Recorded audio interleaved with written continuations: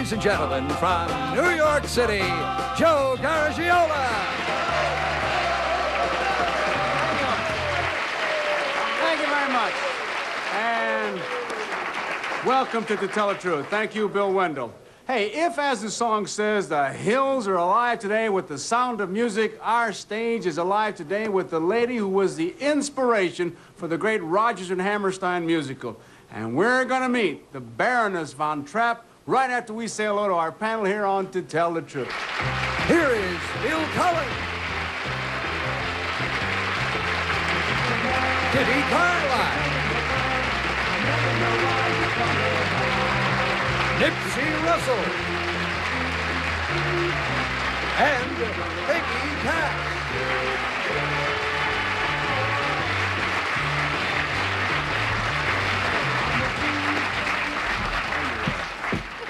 Yes, sir, The Sound of Music. That was one of the great ones. I'll tell you, I really enjoyed that. Everybody, I'm sure, has seen that.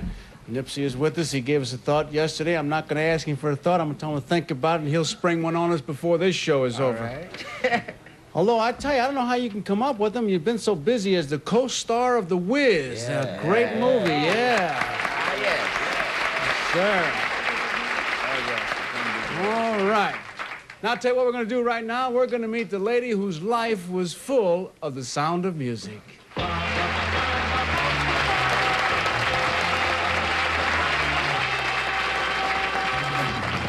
Number one, what is your name, please? My name is Maria von Trapp.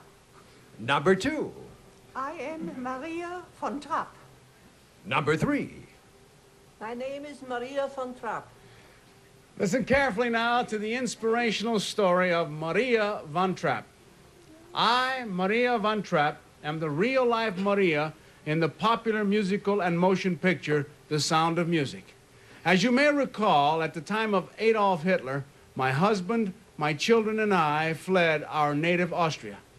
As the Trapp family singers, we then traveled the world singing the a cappella music of the 16th and 17th centuries, as well as the folk songs of different lands. After settling in Vermont, for years we conducted a summer music camp. Now our lodge is a Christmas visitor's paradise. A word concerning the two actresses who portrayed me. While I thought they were both excellent, I tried desperately, but unsuccessfully, to convince both Mary Martin and Julie Andrews not to make Maria so ladylike. Signed, Baroness Maria von Trapp.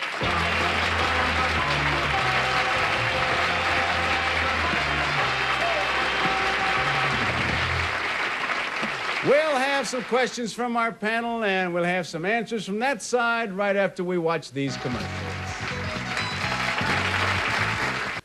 Well, our stage today is graced with three lovely ladies, all claiming to be the Baroness Maria von Trapp, the head of the Trapp family singers and the inspiration for Rodgers and Hammerstein's musical, The Sound of Music. And we're going to start this round with our own little songbird, Thank Kitty you. Carlisle. Well, whoever you are, I admire you enormously. You've done a wonderful job, and you've given us a lovely musical. Number one, did Rodgers and Hammerstein know you before they wrote Sound of Music? Yes. And number two, had you told them the story? Is that how it came about? Who wrote the book, by the way? Number two. I. Number two, who wrote the musical comedy book for Sound of Music? Number two. Oh, hello? Maria, I did. Maria number two, yes. Who wrote the book? I did. No, number Maria. three, who wrote the book for the musical? Oh. Number three? It's so long ago, I forgot. You forgot. Number three, why did you not want Mary Martin to be so ladylike? Were you not so ladylike? No, I wasn't. Can you give me a for instance? What did you do once that was not ladylike, for instance? My steps were too long, and I'm talking with my hands, Aha. and I'm not ladylike. I tell you, she's a funny lady for me. I love her. Nipsey. Number three, does the word von in Austrian or German names have a specific meaning?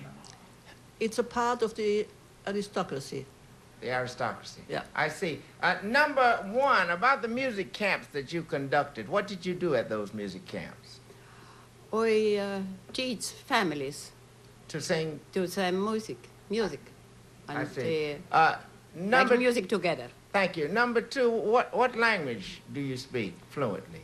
Well, usually in English, but Yes. in other folk songs, we sang the songs in the country's language. I see. And number three, were you a sort of to authoritate some of the things in the movie? Did you talk? Did they use you as a counselor for making the movie? Not in the movie. Then, number one, how did you come to talk to Julie Andrews and about how she should portray you?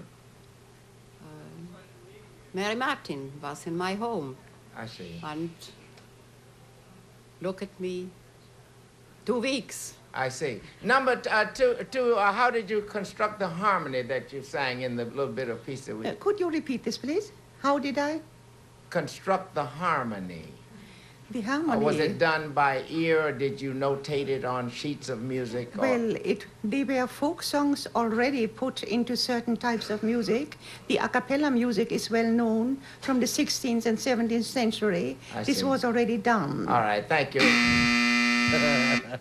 They're really doing a number on you, boy. Jawohl. Peggy. Number two, how many children do you have? 10 children. Thank you. Number three, did they all become singers? None. Oh. What do they do now, your children? You mean every one of them? Well, no, just as a, I mean, there's some in business, like, just generally. Shush. Well, the oldest one is a doctor, and 5 are married, and 3 are not married. And they're all doing well. Okay, let's go to Bill Cullen. I have a strange feeling that the real one is going to be identified by President Carter's Polish interpreter.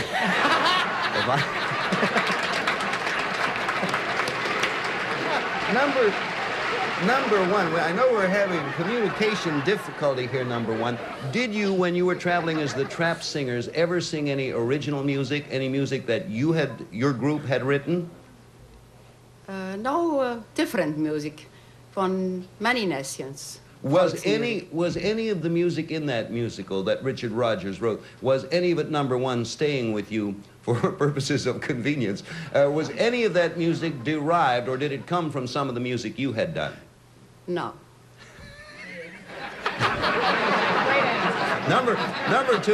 Number two, you mentioned in here that you sang a cappella. What number two does a cappella mean? A cappella means that there is no instrumentation. It is all sung. There is no accompaniment like a piano or an organ or a guitar. Thank you, It is just a chorus. Thank you, number two.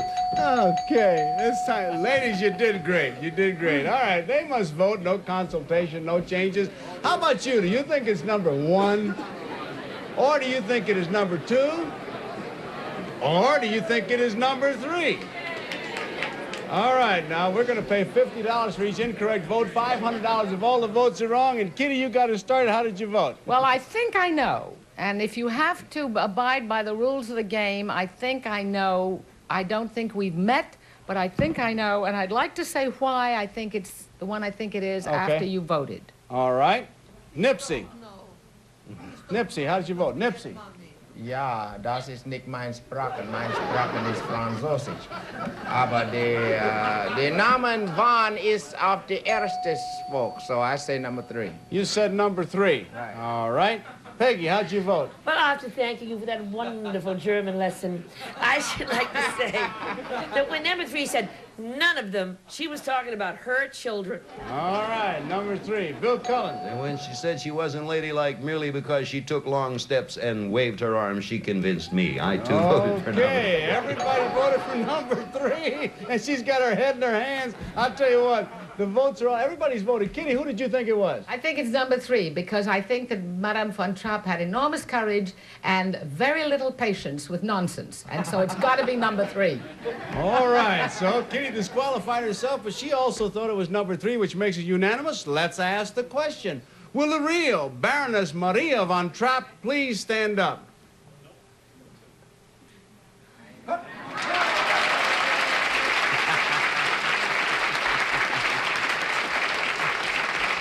All right. Let's find out who the imposters are now. Number one, what is your name and what do you do? My name is Valentina Krumpeter. I applied from my native country, from Estonia.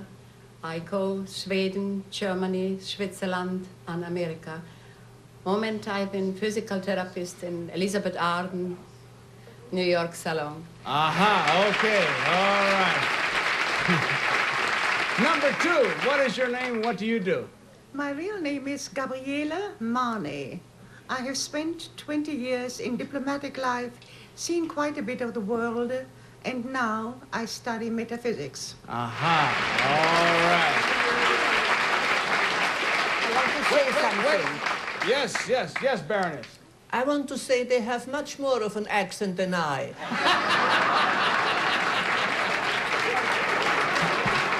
Baroness, is it true that you turned your home in Vermont into a lodge? Is that right? Yes, it's right. And we are open all year round, and we are sold out for 2 years around Christmas. Around Christmas. Well, I'll tell you, during the rehearsal, she was something. She was instructing everybody, and we got to love her, and we're glad that you came by. Maybe we'll come by and see you for Christmas. Is that all right? Fine. Okay, thank you, Baroness von Trapp, and our two lovely ladies for playing to tell the truth. Thank you all, ladies.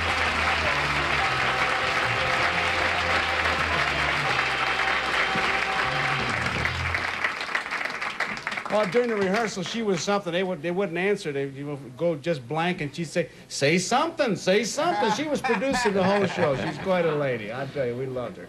Hey, you know, there's an old Scottish prayer that goes like this. God deliver us from ghoulies and ghosties and long-legged beasties and things that go boomp in the night. Well, I'll tell you what, should you see anything that goes boomp in the night, you please call our next guest. And I'll explain right after our sponsors play a little show and tell. And now let's meet the founder of the International Ghost Registry.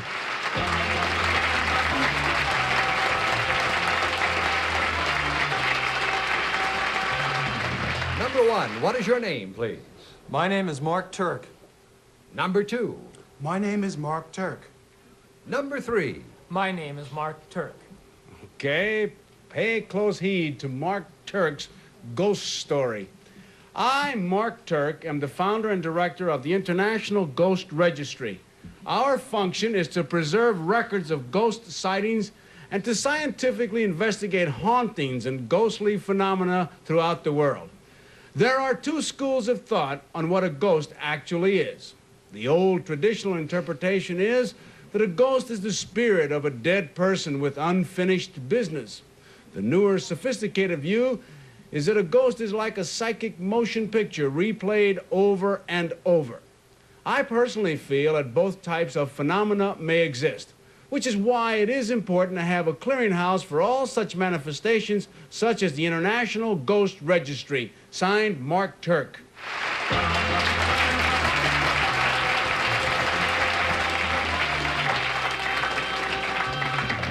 Get a wild thought of a sign on the lawn, all ghosts registered before haunting or something, like a hotel. Hey, panel, before we start our questioning, though, I want to show you a photograph. Take a look at the monitor. It's a remarkable photograph. This photograph is of the famous tulip staircase at the National Maritime Museum in Greenwich, England. And when the negative was developed, the ghost was very apparent. The photograph is unretouched, has been thoroughly investigated. Now, with that further information, we're going to start our ghost hunt with the co-star of the new motion picture, The Wiz, the Tin Man himself, Nipsey Russell. Thank you. Number one, in my childhood, I was often told stories about haunted houses. Are there places, locations, or buildings in which ghosts are known to live or appear? Well, of course, it's subject to some dispute, but in fact, the federal government has put out such a directory just recently. I see. Now, number three, can these apparitions be explained the way they explain the UFOs as swamp gases or things that have other essences? I don't believe so. There are too many cases where the same apparition has been seen in the same place by more than one person independently and described in exactly the same way. And I think that rules out the I type of thing see. you're talking Thank about. you. Number two, can one be predisposed to see a ghost? Can you go expecting to see a ghost and let it really be one of your own hallucinations? No, we found that it's fairly innate. People are psychic by nature, and some people are better able to perceive ghosts than others. I see. Let's go to Peggy. Thank you. Number 3, your theory is then that a ghost is kind of a rerun, right? Well, that's the second theory, the idea of the psychic imprint. That's There's a terrible thought for somebody on TV. Even after you die, you're going to be on reruns. Well, anyway. Number 1, who's the main ghost at Hampton Court? Well, Cardinal Schulting at one point. Thank you. Number 2, which country has the most ghosts? Norway has the most ghosts, and it's been ascribed to the high altitude and the fact that it's isolated, and it's about 4 times the average of any other country. Wow. Number 3, who's the funniest ghost that you have recorded? The funniest ghost? Got to be a laugher in every crowd. I'm sorry, I can't think of any funny ghosts right now. Oh, number 1, do animals? Casper the Ghost on Disney makes me laugh. Bill Cullen. Number 3, this psychic motion picture that you talked about. Is that the person, psych, who is seeing the ghost, or the person who the ghost used to be, psych? The idea is that certain events, because of the emotionality involved, may imprint themselves in the atmosphere or surrounding landscape, and then when the person that sees the ghost comes, he picks that information up and sees it much like seeing a motion picture film. Oh, okay. Number 2, that photograph we saw showed a ghost that was not visible to the naked eye when the photograph was taken, correct? That's correct. Was that a special kind of film, number 2? Was it infrared or anything like that? No, matter of fact, after the film was taken, it was taken to Kodak, and they gave expert opinions, certifying sworn affidavits that that photo was not retouched, there was no double exposure, and that it was genuine in their expert opinion. Number 1. Well, let's go to Kitty. Well, number 1, I'd like to know, could I buy your registry and then have a ghost tour? Could I go to some places in Norway and some places? I've never seen a ghost, but I'd like to go and see one, and I'd be willing to go like on a safari just to see ghosts. Well, we don't offer that service yet, but you probably would have to contact somebody locally in the field. I don't think there's any coordinating agency. Oh, well, number 1 said the federal government has a registry. Well, The federal government is going to the ghost business? No, the registry is part of a larger publication which includes places of interest for people to visit in different localities throughout the states. I see, but they do list ghosts. They do, yes. Thank you. Number 3, this ghost we saw on the tulip staircase, was this somebody that nobody expected, or was this part of the legend? There was no previous legend. No one had thought of any ghosts. When it was taken as a tourist snapshot. The ghost was an extra. Well, number 1, why does the altitude in Norway make you more susceptible to seeing ghosts? Number 2? Number 2, yes. Quite frankly, we haven't figured it out. We've just begun to compile all of these statistics, and that was the purpose of our organization. And we don't know why it's helpful to be there. No theories. Oh, yeah, that means that our game is over, and now it is time to vote. They're going to mark their ballot. Do you think it's number 1, or do you think it is number 2? Or do you think it is number 3? All right, ballots are all marked there. Nipsey, how'd you vote? I have never seen a ghost, an ogre, or an elf. They say that spirits cannot hurt you, but they can make you hurt yourself. I voted for number 3. Number 3, all right. Peggy. Well, the ghost at Hampton Court that talks a lot is Catherine Howard, so I didn't vote for number 1. I don't know why I didn't vote for number 2. There's something number 3, I just think it's number 3. I think it's number 3, all right. Bill Cullen. Well, number 3 did very good, but I don't know. I have a thing about number 2. Whenever I dream or have an apparition or anything like that, it's always number 2. So, I think I'll vote for number 2. All right, number 2. Kitty, how'd you vote? I voted for number 3. I thought his explanation about the psychic motion picture was extremely well done, and I thought probably he'd given it before. Okay, the votes are all in. Will the real Mark Turk please stand up? They got him. Yeah, they got him. All right. Let's find out now about the imposters. Number 1, what is your name and what do you do? My name's Derek Schuster. I'm director of the Learning for Living Institute, a nonprofit adult education organization. Number 2, what is your name and what do you do? I'm Jerry Lesney. I'm a trial attorney in New York City, and I hope I'm as successful with my juries as I was with Bill Cullen. And we hope you are too. Mark, let me ask you, have you ever registered a ghost, you personally? One that I've seen myself. Yes, I did. I should say I have registered a ghost in which I saw spirit manifestation at the Whaley House in San Diego. I saw a rather large chain swing back and forth right after I mentally thought, if there's a ghost present, I would like it to do something. That's the only thing that I've seen that I think is verifiable. I've seen other things, but I think it could be hallucination. Where could Kitty go, her best chance to see a ghost in this country? What state? Well, in this country, I would say the South or New England. Outside of the country, I would say England or Scotland. Okay. Thank you very much, Mark. We enjoyed you playing our game to tell the truth. And thank you, our 2 imposters. Thank you very much, gentlemen.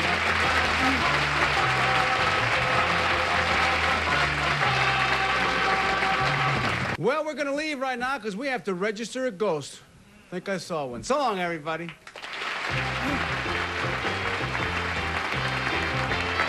In addition to the cash awards, our first team of challenges will receive fashion jewelry from Sarah Coventry, who has jewelry for every occasion. See the jewelry with fashion know-how at a Sarah Coventry home fashion show.